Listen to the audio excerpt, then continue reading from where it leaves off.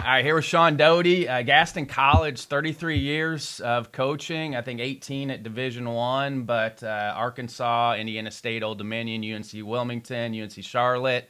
Longtime friend, Oh, and honestly, one of the best pitching minds. Great coach, but also one of the best pitching minds that I've ever been around. So, Shon, thanks for jumping on with me.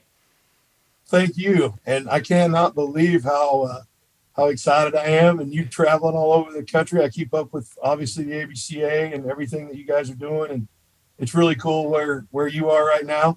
Yeah, We used to be on opposite sides of the field, yeah. and now we're kind of on the same team. So that'll make your dad happy. So I'm excited to be here. Yeah, but I've said this a lot. I kind of miss those days. You don't see it as much. We all hung out, even though ultra competitive on the field, and you Absolutely wanted to rip somebody's throat out, right. but still hung out with each other afterwards in the hotels, on the road recruiting, working camps. I know it's different now, but I still miss some of that camaraderie that we all used to have Well, back then. I agree 100%, and I think that some of that is missing from college baseball too, and I think that maybe is why you see some of the rifts that you see, and some of it's just a lack of communication between coaching staffs. I mean, Evansville and Indiana State used to beat the what out of each other, on the field, and then you and I and your dad and your brother would go get a steak and after the game, and so there was a healthy rivalry, in my opinion, as opposed to some of the rivalries that you see now, where neither team really knows anything about each other or their coaching staffs, or all of a sudden it's just, well, he bat flipped too high, or he took Yeah, too long to get off the mound, or whatever it is these days. I can't keep up with what starts fights anymore. I really can't. So I have two young assistants, and I'm like, was that bad what they did, or was that acceptable, or where are we at? So people have a hard time with confrontation now, and you see it, and technology's had a lot to do with that, and I don't think people get used to it in the schools growing up, of where you're going to have some healthy confrontation and get it out and then it's over with. I right. just think it builds up now, and then people don't know how to handle it, and then you see people fly off the handle with it rather than handle it like adults. Well, and I think handling confrontation is, you don't do that in the travel ball circuit, right? Yeah. Like there, you don't do that. You forfeit, or you leave, or you walk off, or you go to a different tournament, or whatever the case may be. You know, I am not as old school as people think. I look 100, but I'm only 50. So uh, I think travel ball is a good thing. I just think that with everything comes moderation, and with everything comes the ability to discern you know what I'm doing this for. We tell guys all the time at the junior college level. I mean, kind of jumping into a point is, if you worry about winning the games, they will come. If you worry about, going out and having your teammates back and making sure that we play well and that we're doing the things that we need to do, guys will show up and watch you play. When you start worrying about where you're going to go and what you're going to do, and I would give that advice to every high school kid: go win the game. Even if it's a travel ball game, go win the game. Because at some point, I want to see the competitiveness. That's what's missing in these games, is the competitive nature of who won the game. Nobody cares, and I want guys that want to win. You know what I mean? And that's going to keep you at the school that you're at, by the way. As you move up levels, if you know how to win and you know how to compete, that's going to keep you at the place that you're at, because a coach is going to value somebody that knows how to compete and wants to win. 100%. And I think that that is an area that you and I never used to have to teach, No. right? Like in when we were coaching and you were coaching, and for me, I mean, we have to teach that a little bit. We have to teach understanding the competitive nature of the game, and what makes it, what makes you go, and being ready to play right from the beginning. You can lose the game in the first, can't win it, but you can darn sure lose it. And so, ready to go, ready to have good at bats, ready to make defensive plays, ready to throw the ball over the plate, which you and I could talk about for 300 hours, is just throw strikes, just throw strikes, for the love of Pete, please. I know your spin rate's not what you wanted, brother, but just throw it over the plate. So anyway, And we'll we we'll got to get into stop. that. I got some pitching questions for you as we get into it. Hey, Sounds good. where's your favorite stop been along the way? You've had a ton of stops. Where's your favorite stop Oh, been? wow. Well, favorite person I ever worked for or with. I loved Indiana State. I loved the Mobile. I love Mitch Annis, who's there now. What a great dude. And you had great teams, though. I mean, that's the thing about those Indiana State teams, and I put that in my notes. I mean, the thing about Indiana State, I just got into coaching, and I understood the rivalry as a player. But you have a guy like Alex Grauman who throws on a Friday night, but then he throws batting practice the next day. I still tell that story all the time. Guy would throw on Friday night, he'd throw 120 pitches, and then he's out there throwing batting practice the next day. Right. We did some different things. We were a little bit more. We were kind of the first to go into some post care immediately following the game. We would go down underneath and do our core routine right after the game, or even if a guy went out in the 6th inning. The problem was at Indiana State, we didn't have a locker room right there, so guys are out behind the dugout in their uniform, doing the core routine, and people are like, "What? Isn't that the starting pitcher that's out there?" And I'm like, "Yeah, he's getting his work. He's getting his post throw work in." And then, we would throw a half round of batting practice as our recovery day. And the reason that we did that was really simple with Alex is, he had a hard time early in his career finding the strike zone. And the more we put a catcher behind the plate and the more that we put a hitter in the box, the easier it became for him. And we did it in the fall, and he just blew up. Boom. I mean, just exploded. And, we got to the spring, and he's like, "Hey, are we still going to?"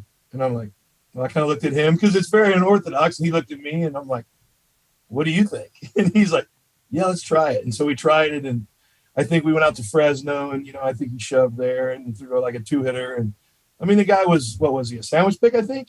Yeah. Somewhere in there. So he looked the way they're supposed to look. But that's part of good coaching too, is listening to your players.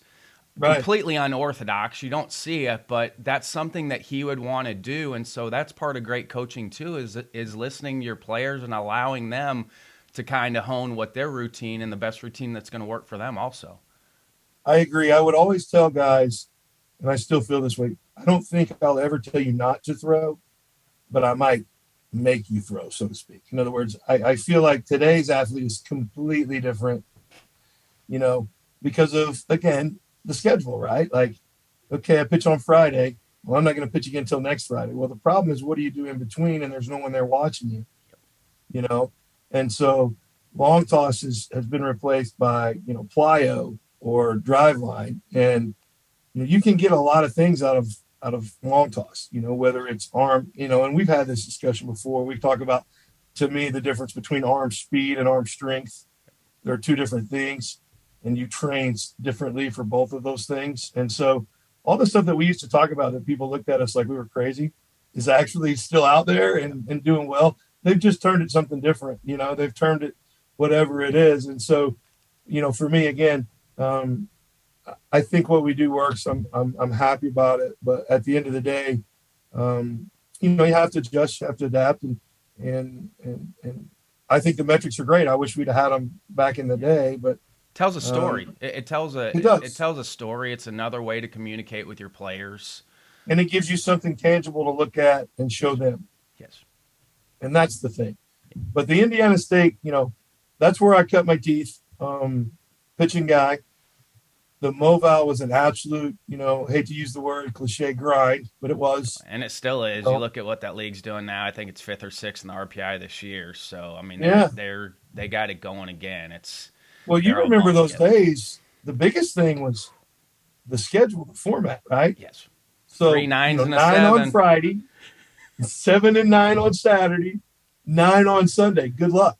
Good luck. And playing 2 midweek games too, probably. Absolutely, at least one. Yes. And and of course, inevitably you roll into wherever you're going in the set and on Friday, and you play an extra inning game. Yes. Of course you do, because it's not hard enough already, right? So now you're like, wow. And then, a 7 and a 9 on Saturday. And then, okay. And you're looking down and you're like, who's throwing on Sunday? So it really made me figure out management, and it made me figure out that you better develop depth, and, you're going to go backwards some before you go forward. So understand the process. Yes. nobody likes to lose, and I'm not saying you go out there and try to lose But you games. may have to eat a game just to save the series. You may Yes, have to eat a game just to yes. save the series. And you may have to, in the process of eating that game, though, maybe you develop some depth with some guys you weren't sure could get it done. I mean, I look now, and there are some great coaches, and they all do a great job. But I mean, everybody's like shortening down, and then you see, you get to the World Series and you see that one guy's got. I mean, it's almost like all these guys are shortened down to 6 or 7 guys, and it's tough to win like that. You and I've talked about before, called the Magnificent Seven theory. If you give me seven, give me 3 good starters and 4 good relievers, got a chance to win, right? So, I mean, and I think people are going to that, but just And you're developing you're that gonna depth. see it. You'll see some unheralded guys. You're gonna see a guy pitch in the regional or the supers that maybe has gotten 10 innings that they're gonna have to rely on it at some That's point. it. So it's coming. And Those if he teams gets that it are there, done, that at the end, there it's coming for one of those teams. The team that that's probably exactly wins right. And it if he is gets good. it done, they move on. Yes. It's just that simple. Yep. So, how well have they prepared that guy? We don't know what they're doing in practice. Most of those guys are great. They're probably going to live hitters. They're probably doing, that's what we would always try to do is our guys that didn't get many innings. We would try to do live hitters on Mondays, maybe with some of our guys that weren't getting very many ABs. And we just go pitcher, catcher, hitter, mano y mano there and get his bullpen in that way. So a lot of different ways to do it, but at the end of the day, man, your dad was the master of the short game. So when we played Evansville, everybody was going to be able to bunt, everybody And was going to be run. able to run. Yes, you had to be, you know, golly, And you not had to not have always the runners. smartest though. I mean, it's not like my dad would have got thrown under the bus right now if he was coaching because the front office people would crush him on the stealing percentage because we stole a lot of bases, but we got thrown out a lot too. A lot. We gave up a lot of outs, but Well, but you we put a lot of scored some pressure on runs because defense. yes, we made Yeah, teams uncomfortable. absolutely. And I think that was, one of the things that I learned in that league. And then, was, I'm a young guy coming from a junior college to Indiana State to one of the best leagues. And, I got you guys that run all the time. And then I've got, you know, Callahan over there and they play, they want to bang it. And, there's just different ways guys play. And then you end up with, lo and behold, you know, the Wichita State University, Who could do and everything they're back doing it. then? I mean, they did everything. They could hit the home run. They could run. They had athletes all over the place. Yeah. It was Brought a their strength handful. coach on the road. I mean, they were so far ahead of Yes. everybody else in what their thought process was. And, Carey, I to mean, beat, Carey was the original baseball strength coach. yes, Carey Rosenboom, he yes. was. I mean, he was writing Yeah, it articles was. for collegiate baseball back then. He was the original. He changed the face of baseball strength training back then. Absolutely. Yep. Absolutely. Hey, you've had a windy path, and I have. well, I mean, talk about perseverance. This is good for coaches, especially young coaches. Like you talk about just persevering and staying in it because you've done a great job of staying in it. Just talk about what it takes to kind of persevere because it hasn't always been rosy for you, and that's part of the path and the journey. So just talk about like what it takes to kind of persevere through it. Well, I think first and foremost, you got to have a love of baseball. Yeah. And that's what you have. And that's why you're sitting in the seat that you're sitting in. Yeah. The rest of it is what you tell your players, right? Like, don't be results driven. Understand whether or not you're doing a good job. If you are, then continue on the path that you're on. If you're not, then figure out what you need to improve upon and continue to work at it. And so for me, I would have loved to have had an opportunity to be a head coach maybe a little bit sooner in my career, obviously. I kind of got pigeonholed a little bit. I was kind of chuckling when you said, really good pitching guy, and then you kind of backed up to good coach, but you get pigeonholed a little bit, right? So I'm a pitching guy, and that was okay, but it was still not really what I wanted to do. I learned from a lot of really good people, as you said. I was on a lot of stops and took, the good and the bad from all of those head coaches, and just kind of kept moving and kept moving and kept moving, and went through some tough times. Even through all of that, um, never never wavered that I wanted to continue to do this. Like it never even crossed my mind that I'm going to get out and stop. It was just, okay, what's the next challenge and what do I have to do to get there? And how do I immerse myself into that? I think the biggest thing that I learned along the way was, you know, quit worrying about the next best thing. Yeah. And I think we all do that, right? Like we all, well, if this guy goes here, maybe I could go there with him, or if that guy does this or that. And I spent 15 years doing that, like, knocking myself out, driving myself crazy. And instead of just enjoying maybe the job that I did at Indiana State or the job that I did at UNC Wilmington or whatever, some days you have to go, hey, this is pretty cool what we've done and where we are. And we forget that because we're always, that's our mentality, right? On to the next best thing, on to the next challenge. And it's staying in the moment and staying present, which is what we tell our athletes.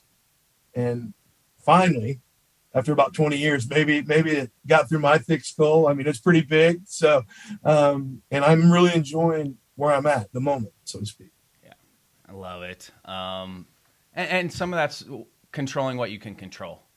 Absolutely. And that's great advice for young coaches because we all went through it. It's like, okay, you want to kind of get to that next thing. You want to get established, but then you waste so much time and energy focusing on things that you can't control. And, as you get older with experience, you just realize that, okay, this is where I need to be.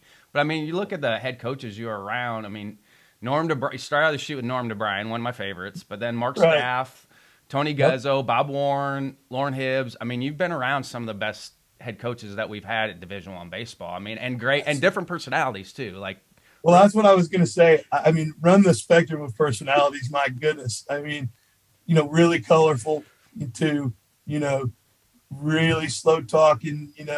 Mark Scott's the best. I'm going to say the best infield guy I've ever been around. I learned a lot watching him work with our infielders.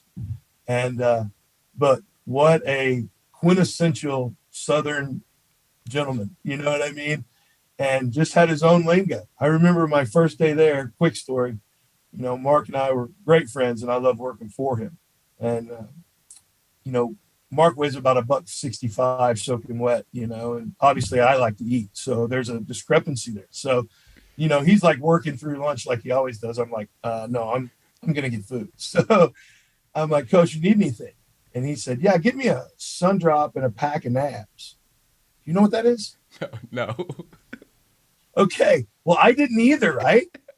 So I go to the convenience store and get a sun drop, and I'm looking for something that says nabs on it. And everybody from the South is going to laugh at the both of us because they know what this is already. It's a pack of nabs is short for Nabisco. It's the little crackers. Yep. It's the peanut butter crackers. Well, I didn't know that. So I walked in there, walked around the store, couldn't find nabs, went to Burger King, bought him a double cheeseburger, said, Coach, I don't know what the heck you're talking about. So he gave him a double cheeseburger. He started dying, laughing out loud. And then you go from him to Guz, who's, over the top, excited about everything. And, it's kind of everybody's dad, great coach, but different style, and then, I'm trying to think, Bob Warren, Norm DeBryan was unbelievable, just that passion that he had. And, he really made me understand schedule and preparedness and being on time, and then he was the future of what college coaching is now. I feel like he was a CEO of Arkansas's program. I think he was the future of, and yes. Not many people talk about him because not as many people know about him, but he was like the original kind of CEO of what the program is. Well, Baumgartner Stadium doesn't get built if it wasn't for Norm DeBryan. Yep. And Arkansas baseball has become what it is. Now, don't get me wrong. DVH is amazing. Yep. But Norm DeBryan opened that door for everybody. Still there raising money, too. I mean, he's still there raising money for the program. He just doesn't get enough credit, for, like you said, being a CEO. And, the thing that he did, too, I mean, he was outside the box. He got the foul ball sponsored. So every time a foul ball is hit, it was keep that foul ball courtesy of. I mean, that's like minor league stuff that he, in his brain, like, I'm getting tired of paying for all those daggone baseballs right there. So we're gonna get it. Yeah, go ahead, sponsor. In that Wisconsin accent. So, and then you go from him to Coach Hibbs, who is the ultimate smart aleck. I love him to death, but he's the ultimate smart aleck.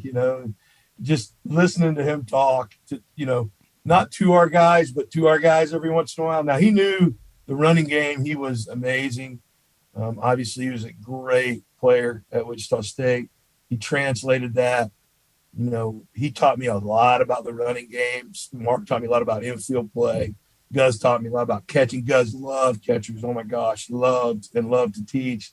But and each of them. But Lauren would be, Reese Hampton's a 9th round pick, and can run, hit the ball, and he's 5'9". And, Lauren sees 5 swings, he hits 4 balls in the air like lazy fly balls.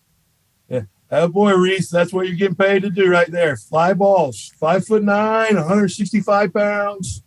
Keep hitting the ball in the air. That's what we're wanting. Good job. And he just, that dry sense of humor. And, Reese would kind of look over and make an adjustment and backspin a line drive. Goes, oh no, don't do that. People would actually think you could hit, stuff like that. So, but, guys loved that. And he would quit back and forth with the guys. And so, again, we learn from everybody.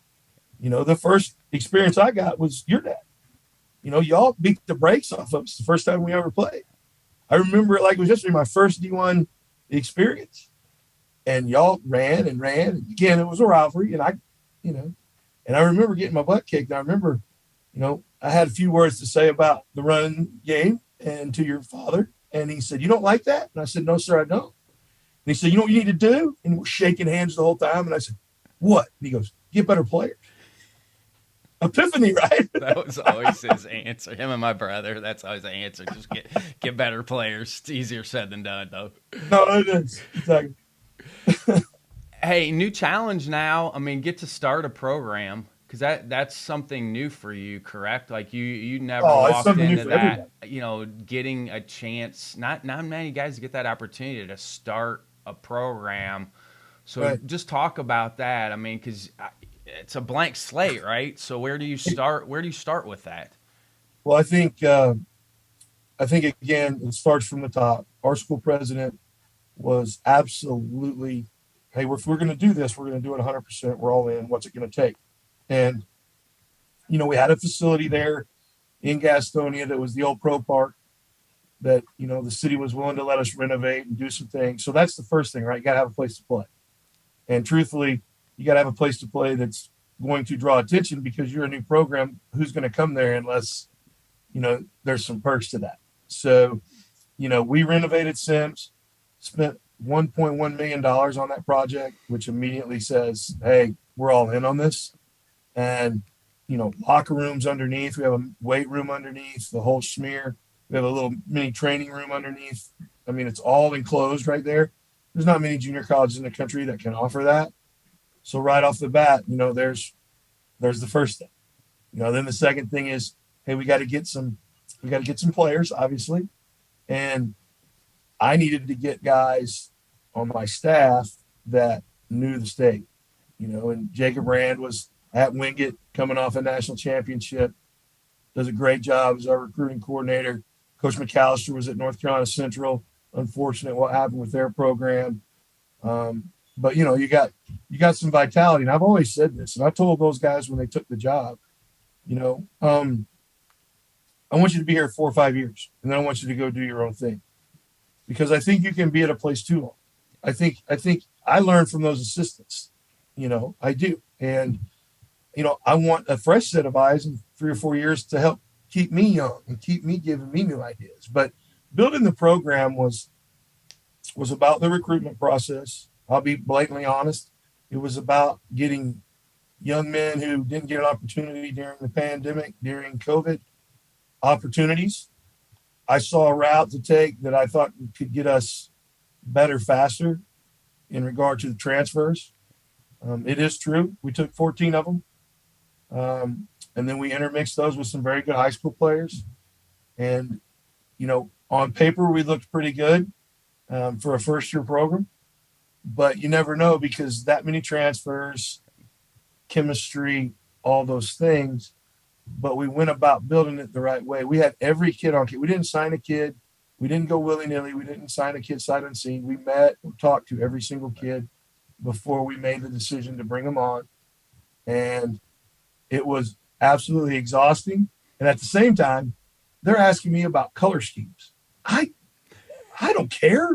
I mean, what? I mean, hey, what colors do you think? What, what, da, da, da. And I'm like, guys, that's not my, And so they said, what do you think about, what we have? But it's basically Michigan, right? So, yeah, great. Okay, great. And then, I talked to Tom Walter at Wake, who's a friend of mine, and he helps hook me up with Wilson. So, the DeMarini thing. And then, we get in with BSN and they're willing to do Nike, and we're a Nike school. And so all of those things are happening as I'm trying to recruit, and looking at Pantones of hats and, and I'm like, come on, man, like Pantones of uniforms. So, if we don't look very good, it's my fault, but gosh dang it, I don't have very much fashion sense. But I think that it was so cool to be a part of all of that. Like everything that we did.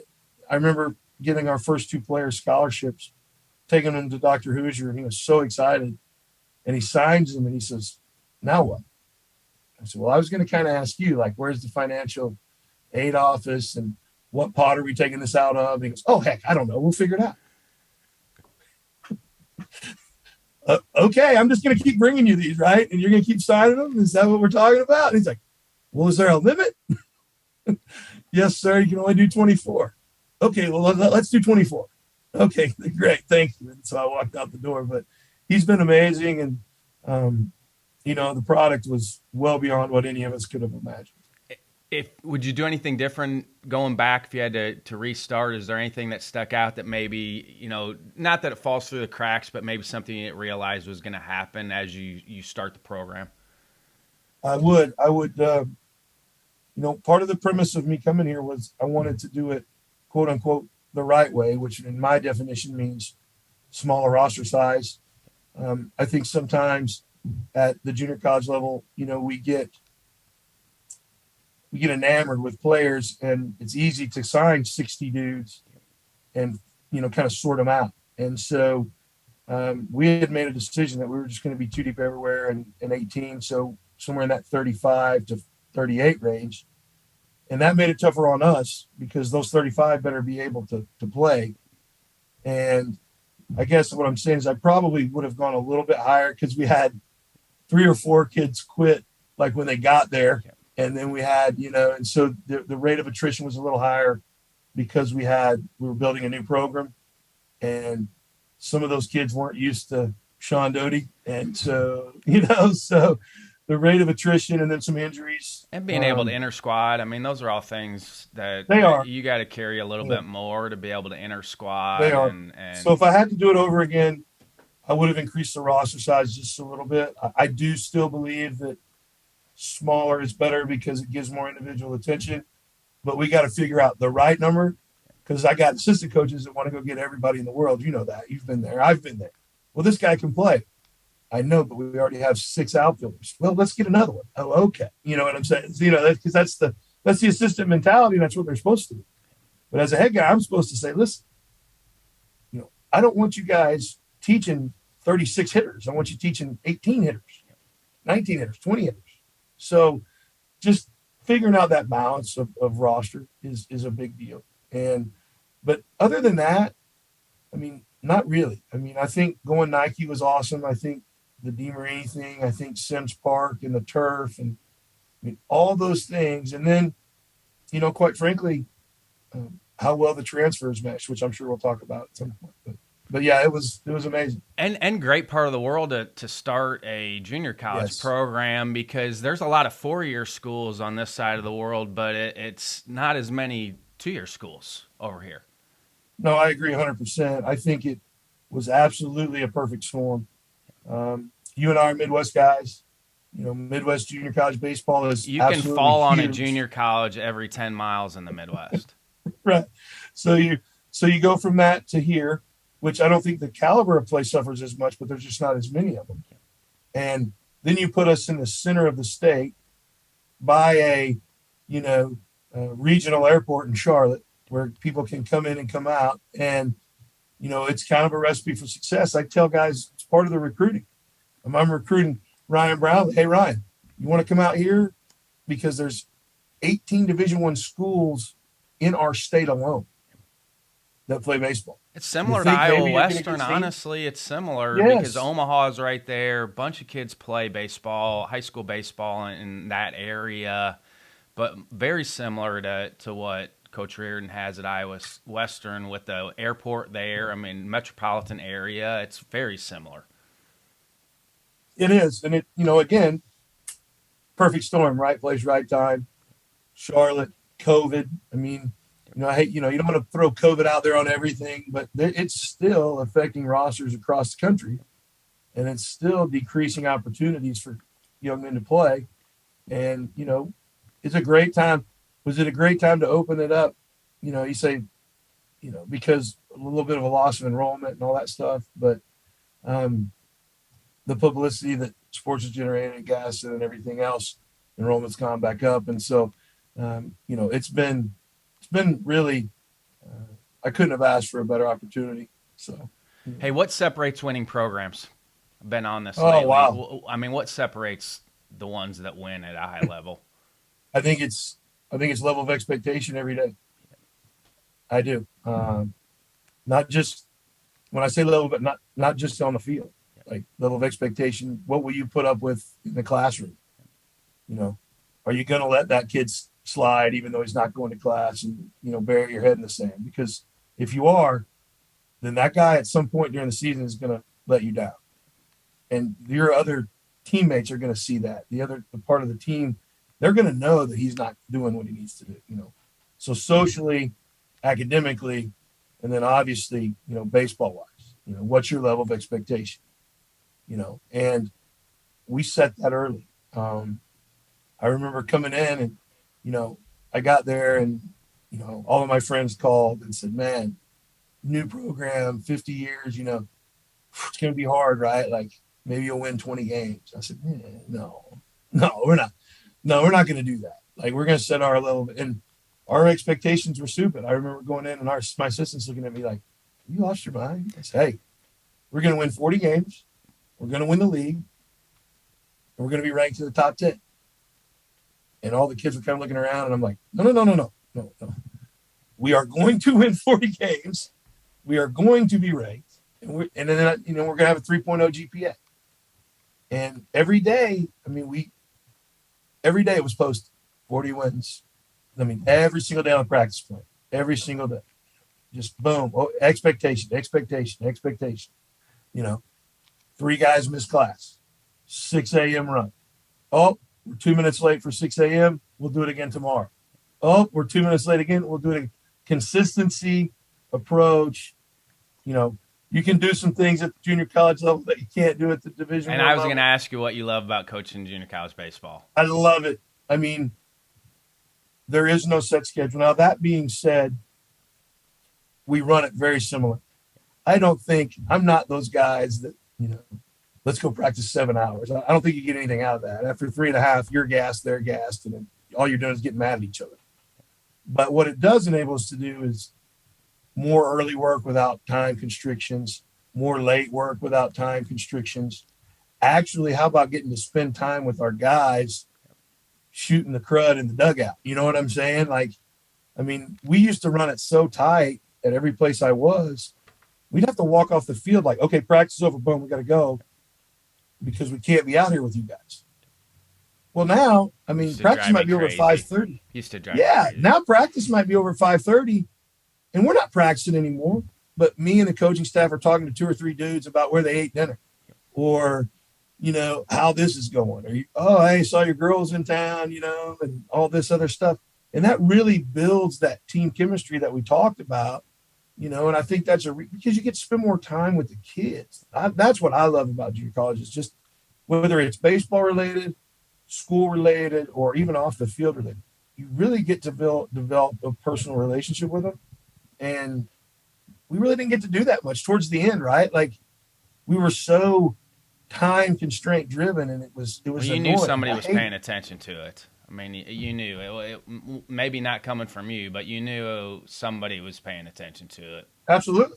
and you had to be on at a certain time. Hey, you can't stretch with the guys. They stretch on their own, all that rigmarole. And those are really good bonding times with your team because you are hard on them and you're demanding. You're the same. You're demanding upon your team, but you would have liked to have had pre-practice stretch to kind of. By the way, stretching's an important piece of it. Yes. How you go about that's how you do everything else. And if you let that slide, that carries over into all the other things. There's a health component to that too. There's a health component, but also a discipline piece. Like my players at Western hated it because I'd be out there with them during it, and I wouldn't. I would get after guys. Like if they Absolutely. were screwing around, I'm like, hey, how you do this is how you do everything. And if you can't concentrate for this, how are you going to expect yourself to concentrate during a game and focus during a game if you can't do it this way? 100%, 100% right. So yeah, just the biggest thing was set a level of expectation. And the reason that I like it is because it gives me time to allow that level of expectation to become a reality. I have time to do it. I don't think you could do what we're doing in the first year at the Division I or NCAA level because we just simply wouldn't have the time to work with the players. Does that make sense? Yep. Plus, you got the NJCAA home offices right in your backyard too. We do. We actually had the pleasure. The NJCAA gave us our first ever audit, so that was awfully fun. I was super pumped up about that. I'm also the athletic director now, so I get to deal with all that stuff. So how's that when the been? audit came down, how's it been being the AD now? I love it. I mean, I like our coaching staffs, so that makes it easier. How many teams do you guys have? We just have 5. Okay, so that's manageable. Now. Absolutely. So right now we have baseball, softball, men's basketball, women's softball, and beach volleyball. So we have those 5 sports. We'll continue to work through that, but I enjoy it. It's a different challenge. My job obviously is twofold now. It's to help make our baseball program better, but it's also to help make our athletic department grow and continue to try to get our name out there. And so, Coach Sturwald, and throw a plug in for him, is coaching Team USA in softball this summer. He's part of the USA program. And, Coach Rachel is, well known in the Charlotte area as a travel ball coach for beach volleyball. And we have really good coaches. And my job is to try to help them be successful like, everybody's tried to help me. And so just trying to keep them on the right path. But it's been great. How often are you meeting with your coaches, your other coaches, not your baseball coaches, your other coaches? Well, this just started about 2 weeks ago. So we'll meet once every, in the summer, probably once every 3 weeks or so. No news is good news, right? Well, my thing is I want to get a recruiting update. I'm going to give you time to work. I want you to have a file on these young men and young women so that when they get here, we're ready to go. I mean, all that stuff was brand new. I mean, we were walking student athletes up to get registered for classes, and the folks in the registrar were like, "What are y'all doing?" Like, we have a baseball player on campus that needs somebody to look at his transcript and evaluate, and then they're like, "We have a baseball program." yeah, we do actually. Hi, I'm the head coach. Nice to meet you. So we start that thing from the grassroots, right? And trying to build all those relationships. And I want our coaches to kind of reach out to those folks and continue to develop those relationships with our instructors as well. I think, being a healthy junior college, you got to have the support of everybody, not just, you can't be an athletic department by itself. I mean, and we've had a lot of success with our, some of our physical education professors and stuff have been to games, and they actually threw a picnic at the end for us. We had 3 times this year, Ryan. We had over 600 people out there. Love it. So, I mean, it's working. It's working. We're marketing it. We're doing it a little bit different. Our live stream is run by our students. It's a class, and it's outstanding. So just trying to do some different things to engage the entire student body. And that'll be my biggest challenge this summer, is getting out and figuring out how to get to our students a little bit more. I want a student section at a junior college, and it's probably never been done. but there's a lot of things that we're doing that maybe haven't been done. So let's try to do that. Does that make sense? That's the biggest thing that stuck out about the Valley back in the old days is the amount of students that were there and how rowdy every Yes, place you went to. It didn't matter where you went to in the Valley, like the fans were going to be on you. Like that's why that league was so tough, is because every park you played in, the fans were going to be all over you. absolutely. Yeah. Hey, for you, I mean, you're such a good coach. How have you balanced now with what you're doing on a day-to-day basis with letting your assistants do it and handling that? That was a hard transition for me, being an assistant for Yes. 15 years and then going to head coach and trying to allow my assistants to do their job, but also Right. feeling like from a player development standpoint, I felt like that was one of the best things that I did as an assistant was player development. How do you balance that as a head coach? It's extremely difficult. I've been a head coach a couple of times, but when you're running your own program, it's really difficult. And when you're doing it in a first year program, it's ridiculous. So the way we started that, and it's interesting that you talked about that, was we just talked about setting a level of expectation and what. So we have our book that has all of our month coverages, first and thirds, level of expectation, weight room expectations, throwing expectations, different drills for our infielders, outfielders, different drills for catchers, different drills that our pitchers are going to do every day, dailies, non-dailies, twice a week, all these different things. Well, none of us knew each other. I mean, I, I hired these guys, and again, they're young, vibrant, good dudes. I'm old school, bald, and grumpy, so they're trying to get used to me, and it took us hours. I mean, hours. I remember this summer after we had the team, and okay, here's my level of expectation, you know, and the term barrel turn came up, and we must have talked for 4,000 hours about barrel turn. And I'm like, here's what I want. And they're like, well, here's what really happened. I'm like, here's what I want. And so we're back and we're forth and we're back. And so finally we agree on it, right? And so same thing with player positioning, same thing. And I just remember, Coach Rand and Coach McAllister like, hey, if we're going to have these long, drawn-out chalk talks, you're buying lunch. And so I bought a lot of lunches in the summer and some dinners, actually. And I apologize to Coach McAllister and Coach Rand's wife because they were not home very much. And so the good thing was we had the whole summer Part to of put it being together. in a new program, though, like the hours It that you was. have to put in just Right. to get all of that going in the right direction, the hours are throw the hours out the window. Like it might be 20-hour days, it might be 18-hour days. It definitely It's for was. sure. I mean, that's just part of getting to a new place and getting it Right. the way you want it. Well, and I think, but that helped us when you talk about what did I let those guys do? Because now, during the course of those 20-hour days, I figured out some things.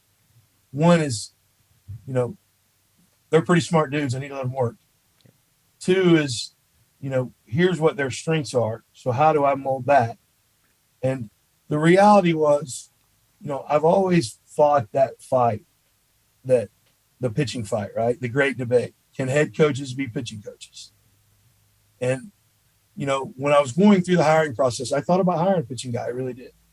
But then I said, is that going to be fair to him? Because no matter how much I try to let that go, I'm going to be there, right? Like, I'm going to be there. The old saying is true. You can't have two pitching guys on the same staff. You can't. Right. Like it just doesn't work. Right. Like for whatever reason, it doesn't work.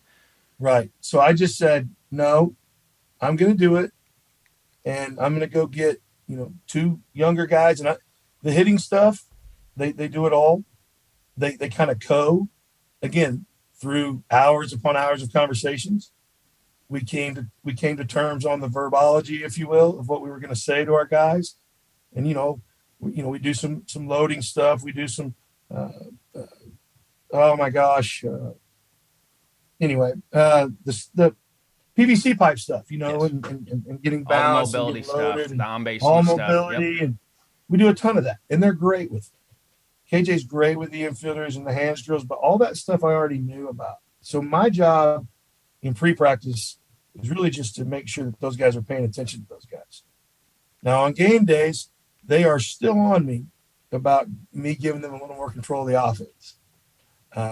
I do give them control of the run game, believe it or not, because they see it better. I don't go. I coach from the dugout so that I have all the information in front of me, and also so that Easier to you manage know the pitching from the dugout too. When I had to coach the absolutely, pitchers at Western, I went from coaching third to into the dugout because it's easier to manage everything yeah. with the pitching staff from the dugout. Hey, if we get if we go 3 up, 3 down right here, he's going to stay another inning. If not, you're going to go pitch for pitch, 2 for 1. Can't do all that stuff if you're coaching third. So, but I did give them control of the running game, and they were phenomenal. Mo leads, momentum leads. 1 look, 2 look at second. The watch doesn't lie. Trust in that. You know, trust in those 2 guys. So for me, the running game was basically open or closed, and then I let them work it. We were a little bit Evansville-esque. I mean, I want to play different than everybody else. I actually do Gives want to you an bunt. advantage because Yeah, not that many teams play that way now, so it gives you an bro, and advantage. particularly not in junior college. Yep. We got a lot of good arms, but sold 180 bases, 180 out of 200, which is pretty good. We had over 30 bunt base hits. Love We it. play on turf, so first to third, second to home. I just kept telling guys. I mean, my thing was more to just accentuate what those coaches were telling me. I didn't really teach anything. But guys, we want to play first to third, second to home. You understand? We want to play first to third, second to home. So that means, yeah, we want to hit doubles. I'm not saying we don't want to hit balls in the air. We want to cut down strikeouts. We do want to develop a B swing. We call it a B swing. We do want to have the ability to set our eyes in the zone in certain spots and not deviate from that. So little things that I would tell them just to kind of reassure them that, all of us were all on the same page. And that worked out perfectly, but none of that would have happened had it not been for those 20-hour days and long lunches and dinners figuring each other out. So I think it's important when you have new coaches, before you jump into the fire, actually sit down and talk and have a repertoire and understand what their repartee, I guess. I was trying to use 2 Repertoire. words that didn't work out. Yeah, I think there's that's a wrong. bunch of ways you can pronounce that. Yeah, yeah. So anyway, I just think that what we did in the summer and then watching them work in the fall, the beauty of junior college again, you didn't have that luxury. We played, and we played outside teams. So you got to see how guys reacted on game day, coaches, as well as players, right? So that's also a coaching opportunity as a head coach. You can coach the coaches after a fall game, and there were a couple of games where, we were a little bit loose in my opinion. And they're like, well, coach, it's just a fall game. I'm like, well, here's what I want to do in the fall. I want to set a tempo. I want to set and yes, when you're playing your twos, it's a little bit more difficult, but the standard's the standard. We got to continue to push to do the things the right way. And I was relentless on that. Me, my personality. And, I think they finally understood that it wasn't anything they were doing wrong. It's just I wanted to play at the highest level possible for as long as we could. If it was 14 straight innings, because I knew at some point we were going to have to do that in the spring. And we were also a first-year program, and I wanted to keep my ones together as long as I could and my twos. And then I wanted to blend that. We had to figure out some chemistry. The only way to do that is to play. How are you doing the depth chart? I mean, you brand new, you're trying to figure it out. How are you running a depth chart for your guys? The first 3 or 4 weeks, we flipped it. We knew what we had. We were a little bit deeper in the outfield. We were a little bit deeper here. We were a little bit deeper there. So those guys that were interchangeable, we interchanged for about the first 4 weeks. There weren't ones or twos. About the first 4 weeks, there weren't. Then after September, October hit, and we had told our players this is what we're going to do. Hey, the last 5 squads or the last, 3 squads and 2 dates that we go play, we're going to have a blue and a gold. We're actually going to, put 2 different T-shirts on, if you will. And, those guys, so we started to separate them. And, it took us a little while. I mean, our shortstop was a 2 pretty much all fall. And he ended up being, we moved our shortstop to second, and then all of a sudden, boom, we clicked. But it took us a little while to figure out that chemistry. So I think you can And the other thing that we do, and I know you do this because you want to be as multiple as you can, just because Chandler Riley, who's going to Campbell, played third for us, I knew darn good and well that he wasn't going to play third for them. He took ground balls to second base. That's what he's going to be when he goes to Campbell. And he did double play feeds. And then our second baseman would move to third, and he would take slow rollers every day. And then Enrique, our shortstop, would move. Our outfielders, you don't play left field, you don't play center field, you play outfield.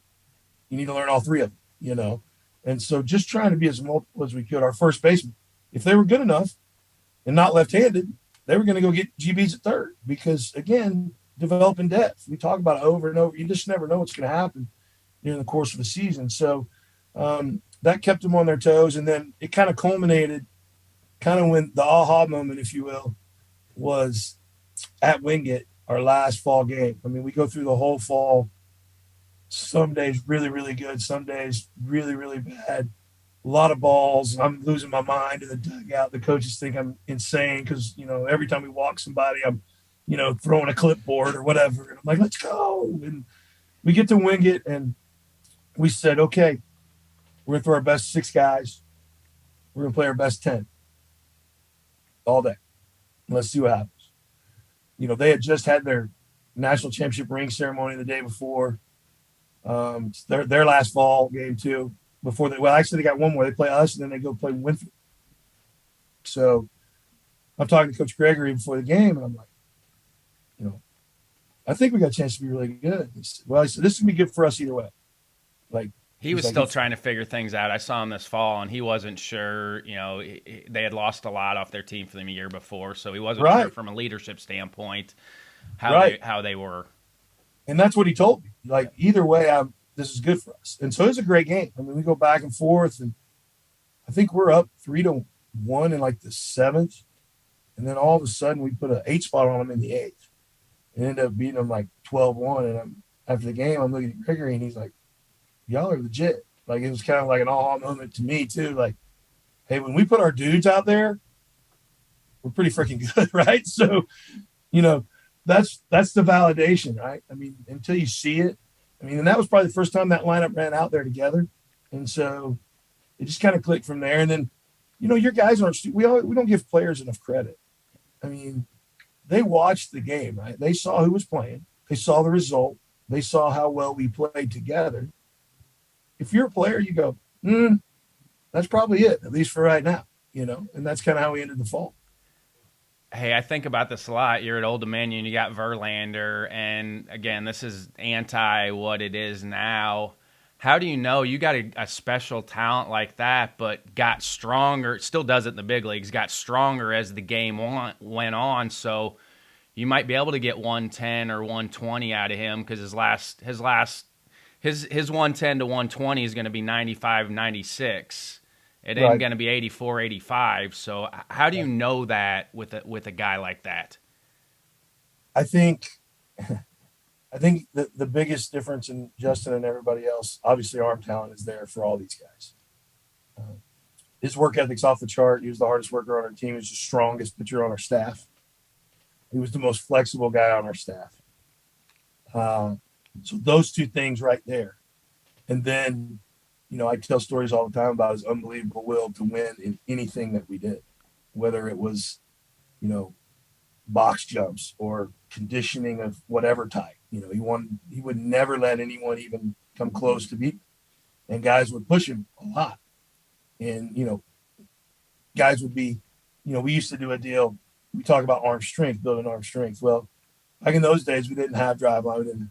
So, old Coach Doty, old school, man, we put a bucket of balls at home plate. We let them try to throw it out at dead center field, right? So, you get 10 throws at 400 feet, whatever it is, right? So I don't need to write up a plan. I'll put a bucket out there and go get them, Hoss. Let's go, crow hop, and our off season. So we had 2 guys, I think, do it on one throw, and they're going crazy, high five, and going nuts.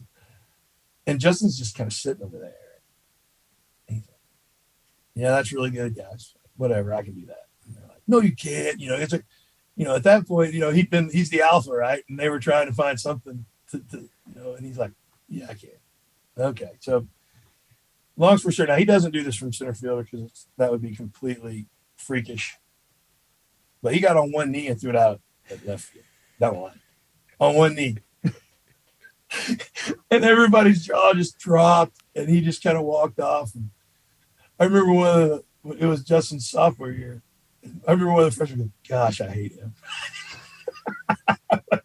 Like there's nothing I could do that this dude can't do, and he knows it. You know what I mean? And that's how he played, though. I mean, you had to get him early. Your typical great arm is you had to try to get him early. If you didn't, he was going to stick it to you for 9 innings probably. Yeah, once he smelled blood, it was. I mean, that was the reality of it, and it didn't matter who we were playing. He thought he was better than anybody else. How do you harness that with your elite players? Because those guys, it's really I think they teach you a lot as a coach. I think they challenge you. They're smart. They work hard, but they're going to challenge you. I mean, how do you harness that with an elite player? I think the biggest thing with Justin was twofold, as you just mentioned. If you got to get him early, which comes into mindset, right? And that mindset was, I'm going to strike every dude out every inning. He was in the original of what they are now, of trying to strike everybody out. Correct. And so for me, just constantly, I mean, we would butt heads, and I love him. He's the most stubborn human on the planet. We would butt heads all the time about pitch count. All the time. And I did run him to 115 because he's a daggone horse, and he could do that. But my point was, sometimes early in his career, 100 was fifth inning. Yes. 100 was, that was his sophomore year. We got him out by the fifth because he had run it up so early. We did such a good job of laying off pitches. Probably 10 punch outs, but or whatever. But but 100 pitches. But his freshman year, the year before, he shoved us for 9 innings, and that team the year before was really good. He crushed us for 9 innings his freshman year. He just was all over us for 9 innings. Well, when he will allow contact, even now when you watch him, when he will allow contact early in the game, he will get his late in the game. And that's what I finally had to get through to him is, okay, pitch a little bit early and then go throw the dog out of it late. How about that? How about we get – because he was not going to – he wasn't buying the – 9 pitch inning, 3 ground balls ahead of every hitter. He's like, hey, I'm punching dudes out. Like, that's what I do. That's ego driven though. Like, even if a guy puts a ball in play with guys like that, they're upset. It might be a weak ground out, but they're upset that the hitter even put the ball in play. No, they are. And that would bother him even in inter squads. And so our guys knew that, and we play the blue-white series, If he gave up a base hit, oh my Lord! I mean, the other dugout exploded like they just won the daggone World Series because they knew Justin would get so mad that he'd throw the next 4 at 100, but he wouldn't get close to the zone. Now you got first and second, and maybe you get a blooper and you score one off of him, and then you go crazy, or he punches out the side. One of the two is going to happen. But just getting him to harness that and make him understand. And there were a couple of times where I would come get him. And he would, literally stare right through me. It didn't happen very often on the mound. And that league of their own moment. I'd like you to stop missing the cutoff, man. That's what he was doing. So, he's like, I would like for you to control your pitch count. And if you're not going to, then my stubborn butt's going to come out here every single time and get the ball from you. Even though I probably don't need to, I'm going to do it. And finally, about halfway through his freshman year, he was like, you win, put the shackles on me and, I'll put the training wheels on the first 2 or 3 innings and actually just try to get guys to hit the ball. But when I get to the 5th, and when he did do that, people ask me all the time, how'd you coach him? I said, well, when he got to the 5th and beyond, when he walked off, I gave him a Gatorade and a towel and I patted him on the butt and said, let's go do that again next day. Right. But the first 5, I coached him. The last 4 were on his own. It was kind of an unwritten rule that we had, after we talked through it. Very similar to what you're saying, but it's different. Coaching great ones, he's obviously the best I've had. I've had 65 guys who want to play pro ball, but he's a Hall of Famer. How many guys get to coach a Hall of Fame? Hey, how much of your pitch design stuff do you still have? I mean, I stole so much stuff from you, slider progression, but also teaching guys how to throw underneath. You and Mark Yeah, McQueen were the two guys. I was lucky that I was coaching on the East Coast back then, but you and Mark McQueen were two of the best about getting guys to drop down. And it always made sense because you're like, hey, there's no difference between here or here with your upper right. body tilt and getting guys to throw, especially submarine guys, throwing from two knees to get the feel of their upper body tilt. Just a lot of things that we talked about back then. How much of Yeah, that stuff are you still using with guys? quite a bit on the pitch design. I do believe in the 8 drills that we've always done and putting guys in certain positions to let their hands feel certain things. Um, I do think that movement catch is something that I didn't use this year that I'm probably going to get back to a little bit more. It's something that we had talked about all the time is having guys manipulate the ball, show them how, but have them manipulate the ball, manipulate finger pressure, and understand that if I do this, the ball's going to go that way. If I do this, the ball's going to go that way. Because, some of the best pitches that guys have ever thrown, Mariano Rivera, aka the number one example of this, he was out in the outfield goofing around, right, and found the cutter, and then he was the Hall of Famer. Well, he's just moving the ball around. I mean, and two seam grip, four seam grip. Everybody's so rigid on that now. Everybody thinks that it needs to be the same, and it's all. My biggest thing with pitching is we can't cookie cutter guys, whether it's in drive line or whether it's in plyo work or whether it's in pitch movement and location. We can't cookie cut guys, and until you know your own body, then how are you going to fix that? Guys don't mess around with the ball anymore. We used to have a ball in our hand all the daggone time. Just that simple drill where you make them spin it. Yes, just sitting Go there. go pick up a baseball and get The a best kid ones that's I was probably around going always to, had a ball in their hand. They always had a ball in their yes, hand. yes, and go give a ball to a kid and tell him to do that. Even the good ones, they can't do that. They don't understand why we do that. They don't. It's a feel thing, man. It's a feel thing. So I think that's why I kept, the drill series like you talked about, and I appreciate you saying that because I do think it's very good. I didn't get a chance this year to use some of the drills. We had one semi-sub guy. He was three-quarter, kind of low three-quarter guy, but I love those dudes. We've talked about all my best staffs have had a change of pace guy like that. And, when I They're was going at to at least Wilmington, get you one time through the order. I mean, that dude was 82, 83. And I mean, that one of the staffs I'm most proud of was, I think we finished third in the country that year in 2001 in ERA. And that was back when the bats were hot, brother. And that was back Yes. when Cliff Godwin was playing at East Carolina, wasn't coaching at East Yes. Carolina. And he had Hastings and Chad Tracy and Schnabel and all those Back at cats. And they came down to Wilmington. We put a little beating on their butts. So I hope Cliff sees this. We got you twice that weekend. So he that was won't smart. remember that. He'll You're remember going the to have fact to they beat us. outscore that team.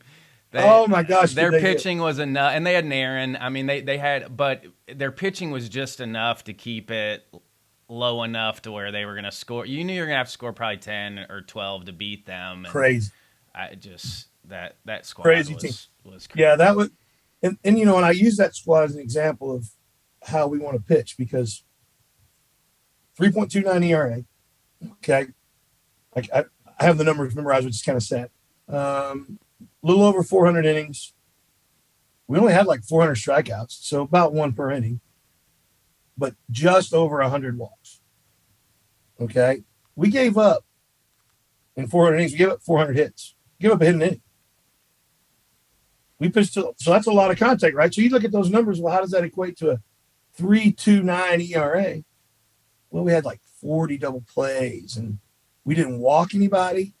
And we were very good at controlling the controllables. We held runners. We could get off the mound and field our position, and we were deep, right? We went 10 deep with that group, and so You just can't do both. You can't give up hits and walk, guys. Like you can't do both. You can do one or the other. Right. So you got to pick your If poison. somebody was going to beat us, they had to get 3 hits the other way to beat us. Yeah. If you can do that, then tip your hat. You beat us, and we're not, But how many teams could do that right now? Is what I'm asking. Get 3 hits the other way and you can command the outer third that well, show me in. We've talked about it a million times, man. You know, Hey, once a guy gets, how nice is it having Brandon Hall running PBR? oh my gosh, he's an unbelievable resource. He's a great friend first and foremost. Yes. Um, You were the one that and I love you Blake. introduced Brandon to me at the convention. Man, we were Yeah, talking. I mean, That was the first time I met. Was a young buck just getting into it, and met him at the convention. I think it was a Chicago convention back then. 17 years later, I think, yeah, he's running PBR and loving it, and did a great job. Charlotte loved it, but he's loving what he's doing now. He's an invaluable resource for us, for all the coaches in the state, and PBR is out there everywhere right now. And he's almost as popular as you, Ryan. So I Oh, don't that's know. not true. He's way more. He's way more popular. Because he's affecting careers. Well, there you go. He's That's true. affecting careers. Hey, is Coach Rourke still alive? I Crap. believe he is. Yes, I believe Still, he and then is. that was one of our first interactions. Still, some of the funniest junior college stories of all time with Coach Rourke at Crowder. And Crowder's having a great year. Coach Lalamon's done a good Oh, job he's done a at great job. Crowder. But again, that's got to be gratifying for you. Now you start with your JC roots, and now you're back doing it. So Yeah, I mean, everything comes in a circle, right? And so, um, when we did this again, you know, Gary Rourke was quite possibly the craziest human being I've ever been around, but he taught me so much about baseball too. Now, it took me about 10 years to realize that, you know, he wasn't just yelling, he was actually yelling with a purpose, So, yes, but I took a lot from him, and for see them do well, it's interesting because, my daughter went there, I went there, they're doing well. Everything's cyclical, and we came back to the JUCO route, and she's actually going to, I think, try to be on our staff next year. She's out in North Carolina. She finished her career at Charlotte.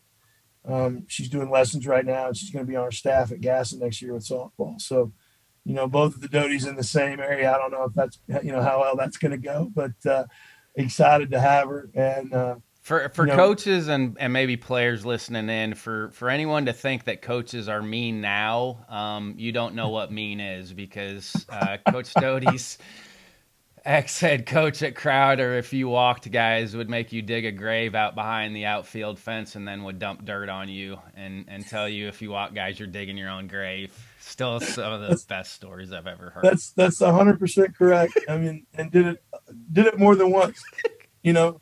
And if you were a hitter and you were struggling, you weren't staying in your legs, so he'd make you get the bats and put them on your back and do bat squats, all on the bus all the way home for like an hour and a half. Just, and hey, hey, I'm in the helping business. I'm helping you. I'm just trying to help you. So he would, had that gruff, you know, you seen that Heartbreak Ridge. That's what he sounded like, So, but it was, yeah, I learned a lot, but not the most fun 2 years of my life. Do you have a fail forward moment? Do you have something you thought was going to sidetrack you, but looking back now is one of the best things that happened to you? Whew. Sharp, probably, Yeah. because I was old. The first few setbacks or whatever, it happens, right? Like people move. You don't get that job or whatever. Charlotte, we didn't get fired. Warren just decided he wanted to move to Charlotte or to Wichita. God bless him, and did a great job. And we were excited about the possibility of Bo getting the job. It didn't happen. I respect Mike Hill and his decisions and whatever he made. And they bring in Robert. Well, Robert's a pitching guy, and you said it earlier. There's no such thing as two pitching guys. So I saw writing on the wall. It wasn't anything malicious or but it was upsetting as a 51-year-old man. And now, okay, it may be over. First time ever in my life that I said to myself, it may be over. Where do I go from here? And, had some other personal things that were going on at the time. And it was tough. I mean, it was ridiculously tough. How do you get And off the mat? I mean, I don't know. I I was mean, very because you lucky. did. I mean, you're in great shape right now, but I mean, Right. how'd you get off the mat? Well, I came home and started working with kids again. And, this time in the private sector, doing lessons. I had a buddy that owned an establishment. people know me here. Shoot, Ryan. I mean, from a monetary perspective, I had 100 lessons a week. I mean, I was making more money I've ever made in my life for about 6 months, and that was all good because it kept me busy. I spoke at clinics. I made sure that my name stayed out there. I would text. You know, I apologize to every coach that I know still coaching college baseball because I would text you and just let you know, hey, I'm still here, man. Same guy that you liked 2 years ago, he's still out there, right? And, that's what I would spend my evenings doing. After I got done with lessons, just keeping my name out. And because we've all seen it. I mean, it's hard to get back in once you're oh, out. It's so hard to get back in. It's happened to a million guys that, for whatever reason, something doesn't go your way and you're out. It's hard to get back in. yeah, and it's staying active. I think one, you talk about getting off the mat, find something that you like. So I found a little bit of passion in that. Love it. The guys were getting better, and I was speaking at clinics, like I said, and texting coaches. So I'm staying involved in the game. Now, when the spring got here that year, you're back on the mat, right? Because now, I'm not coaching. First time I've been in the dugout since the time I was 6 years old. I'm 51. I'm not there anymore. And just that feeling of, oh my gosh. And then, lo and behold, God bless Tom Walter and John Hoosier and John Horshock. Tom just calls me out of the blue. Again, I've been texting everybody like, hey, if you're hearing anything, and thank goodness Tom actually might have read one of them. No, I'm kidding. Tom's a good friend, but he's a great person. But he's a great person. Great person. And he said, man, they're doing a startup program at Gaston, and I think you would love it. And he said, I think you can really win there, and I think it's a no-brainer. And I'm like, okay, well, put me in charge with the right guy. And so, John Horshock, he kind of vetted me. He was there at the time, and now he's with the Honey Hunters. But John kind of vetted me and said, and then when I met with Hoosier, the first thing he asked me, and this was still, we were Zooming, was, you ready to win? Like, are you coming in here to win? And I'm like, yeah. He said, well, I'm gonna give you what you need to win, and I want to win, and I want to win immediately. And then I flew out, and he said, what do you need? I said, I need 2 full-time assistants. I need this. I need Sims Park. I need this. I need this. Boom. Done. Signed. Get there. Rest is history. 41-9. I mean, perfect. Golly, man, it's fairy tale. And the perfect fit. I mean, and that's why I always ask. Everybody has to answer that question, but sometimes what you think is awful, you look up 12 months, 24 months, you're like, okay, it actually happened probably the way it was supposed to happen. And that's why you can't get too down when life sticks it to you, which it's always going to stick it to you, that you just can't get down about it, because at some point it's going to work out probably the way it should. I would agree with that. I mean, I do think that, there's some tough challenges on the road for all of us. I think, for young coaches, and I tell my guys this all the time, man, enjoy the journey. I know it sounds ridiculous, but they don't. I see so much of me in them, every time a job opens. Well, hey, I know so-and-so who knows so-and-so who knows that guy who's a cousin of that guy. Maybe I can, you know what I mean? I'm like, dude, we were 41-9. You're getting paid really good money. Like, relax. Like, when it's time, it's time. Yes. And, somebody will come find you. I said, yeah. You don't have to force it. Somebody's going to come find you. We tell our players, right? Like, you win games, somebody's going to come find you. Yes. So I'm like, how about you heed your own advice? Let's win some more games. Somebody's going to come find you. You know what I'm saying? But again, it's human nature.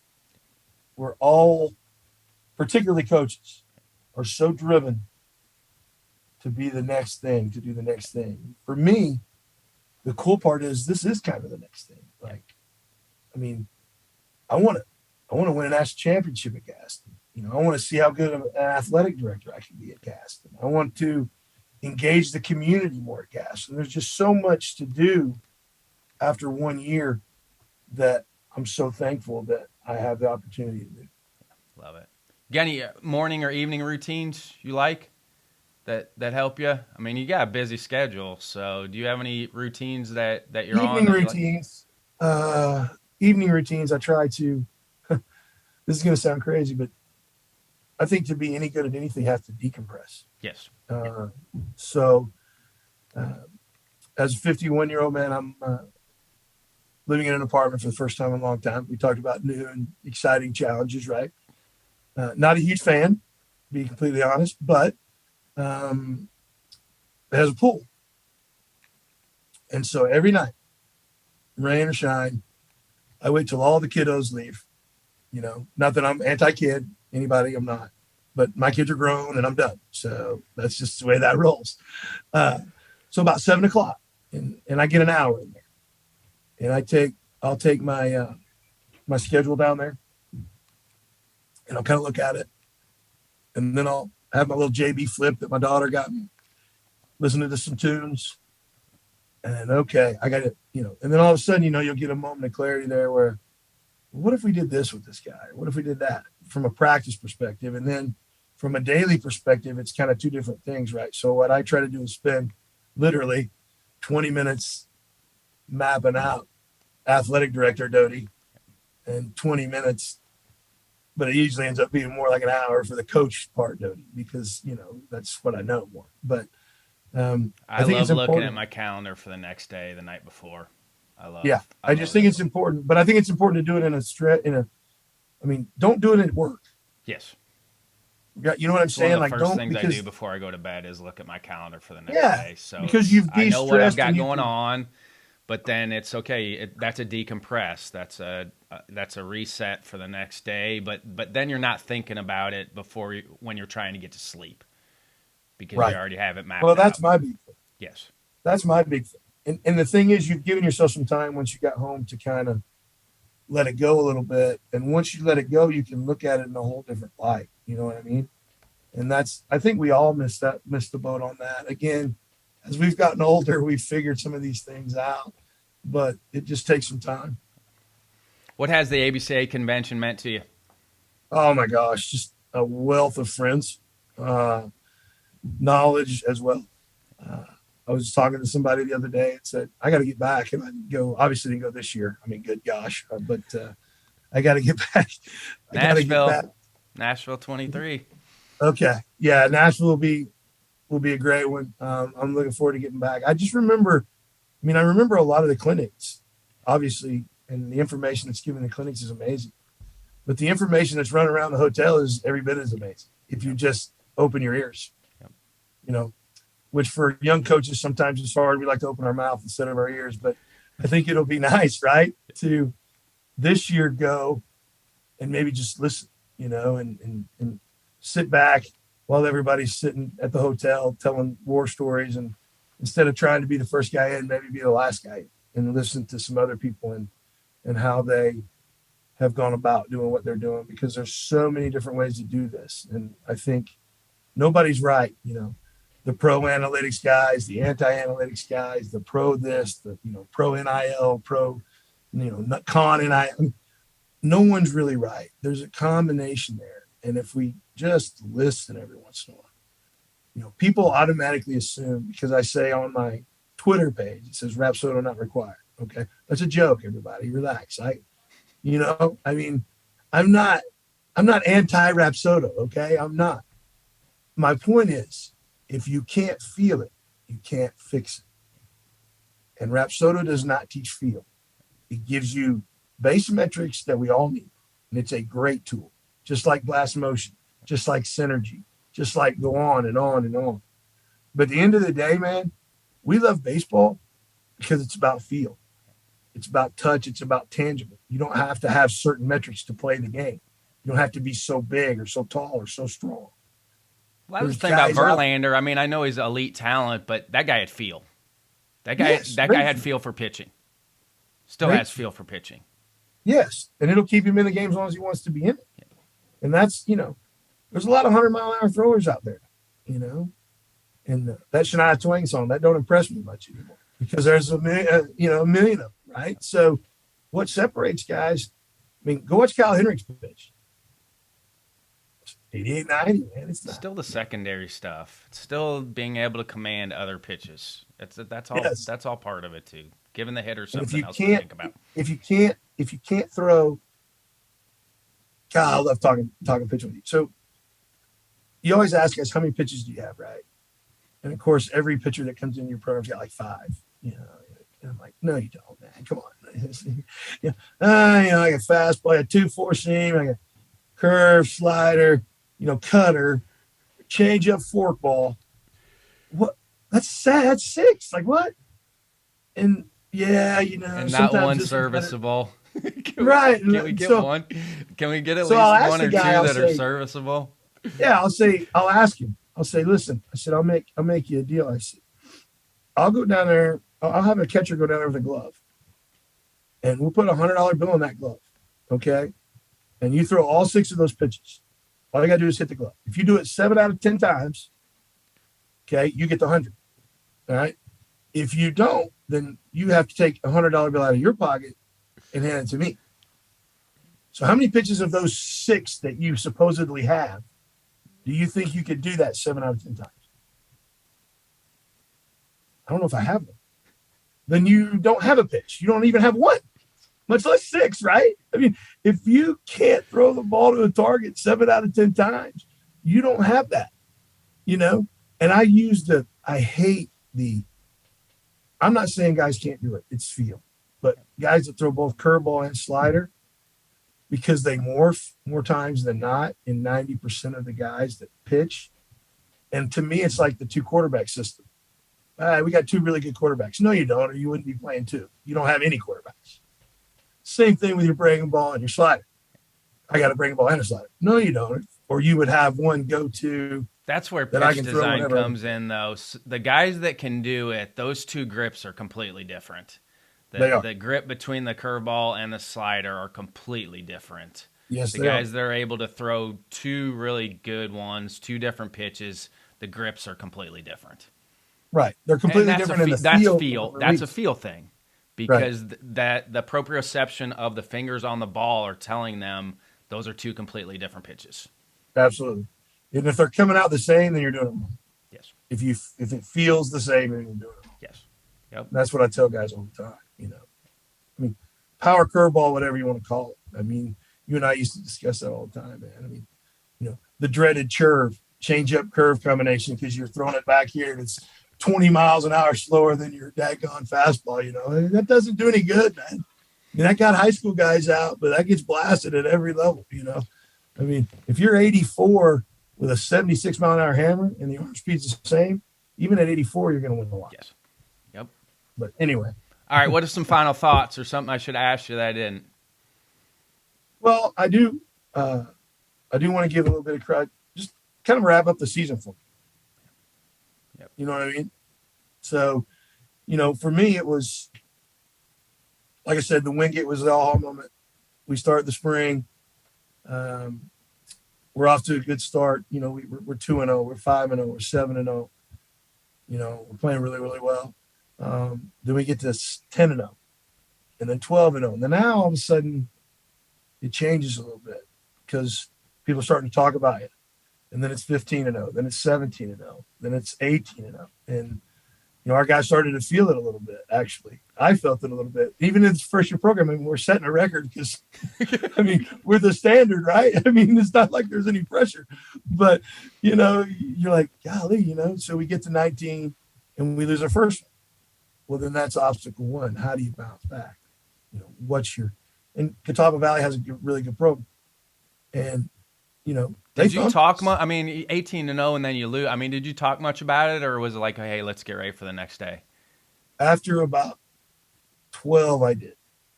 After about 12, I talked about it because it went back to what we talked about in August, which was 40 wins, win the league, get ranked. Well, 12-0, hey, how long can we run this out? We're immediately going to draw attention to ourselves and have a chance to get ranked. So we did talk about it, and we embraced it. And I said, hey, let's go from being the hunter to the hunted.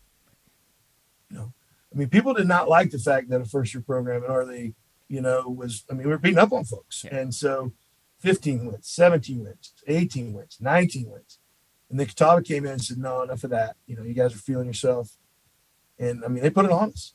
I mean, this is our region type deal. And I loved it. I mean, there's a little bit of back and forth witty banter. I'm cool with it. I mean, it's fine. And so that's the first road in the hurdle, right? So how do we respond? That's the first bump in the road. So we go out the next day, we sweep them. We run rule them in the first game and beat them in the second game. And then we run off 10 more. And then that's when you're starting to think, man, maybe we are really special. And, how our guys, gelled and understood. I mean, 14 transfer guys coming in and taking some of those freshmen under their wing, explaining them to them. And, winning started to become contagious. And, I'm not scared of that. You and I've talked about this, should you talk about, what your goals are? Should you, jinx a winning streak? Whatever. We talked about it all the time. Like, hey, 40, this, we're going to be so then it's my job to keep us challenged. So now I want to be the first team to ever win 30 league games. Okay. Well, then, we end up, so now because I know we don't get to go to postseason. So how can I keep these dudes engaged? And our coaching staff did an amazing job. And, we started to kind of win the Twitter wars and, and all that good stuff, and guys are coming out of the woodwork to come talk to me. And then Ryan, the New York Times did an article on us. I mean, what in the world, and our guys are getting photographed by a photographer from the New York Times. And then the article comes out and just so many special things that, it's a fairy tale, but at the end of the day for us, the one thing I did learn was when you set a goal and you achieve it, you better have a backup in place because we didn't play as well at the end. Always learning, right? 40 wins, 30 conference wins. Well, we got there, but we still had 4 games left. And everybody looked around and went, what now? Including our coaches, including myself. Well, that's where you got to reset right? goals. I mean, that's part of goal setting is you reach those goals and attain it. Now you got to set some more goals. Right. The hard part was we had a week and they knew we weren't going to postseason. Yeah. So, but overall, I just think that the journey and how we put it together the right way. We have good people running it. We have good people in charge of the place. And I just think that this has a chance to be something that, for the next 20 years, that whether it's me or whoever it is, I want to leave this where when you start talking about Region 10, one of the first names you think about is Gaston. And I think we're very capable of doing that. And that's a really cool feeling. I love it, my friend. Always, I haven't been able to see you face to face for a while, so this has been tremendous. So thank you, my friend. I know. I love you, brother. I love you too. All right, man. I'll talk to you soon.